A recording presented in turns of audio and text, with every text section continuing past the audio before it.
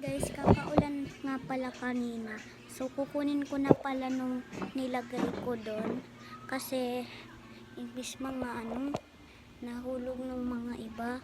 Kakaulan nga pala dito. Tapos, di ko alam kung pabago kasi katabi lang nito eh, no? Diba? Ito pala nung, cute na po siya. Gusto niya pumasok sa loob. Kaya, pinagbabawalan namin. So, ito nga pala nung naging texture niya. Wait lang, mamaya kapag natin pagpasok. Yan nga pala ito na nung texture. Oops! Nahulog sa basurahan na yun. Dapat pala ilang oras para dumikit ng mga texture. Tapos, punasan daw natin ng mga tissue, ganun. Yan o, yan siya.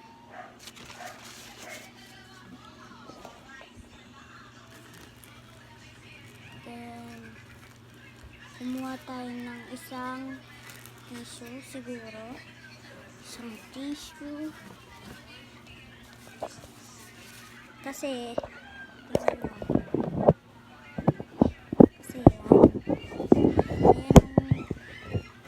isang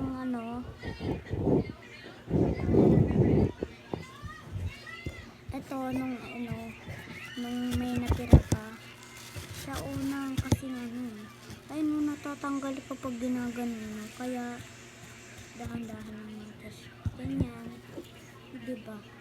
Ganyan pala mga 3 hours bago matulog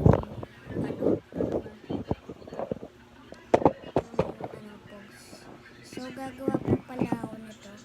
Tingnan nyo nung squid game, nung naging texture na kulay kulay red na, diba? Dito kayo magpa-texture kung gusto nyo kulay red. So dito naman sa likod, pero wala naman akong kulay green, kaya siguro wag na lang.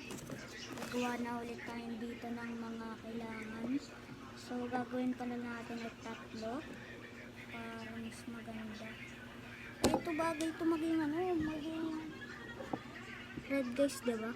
So pwede yan. Tapos maghahanap pa tayo dito. Dalawin na natin para hindi naman siya itong red na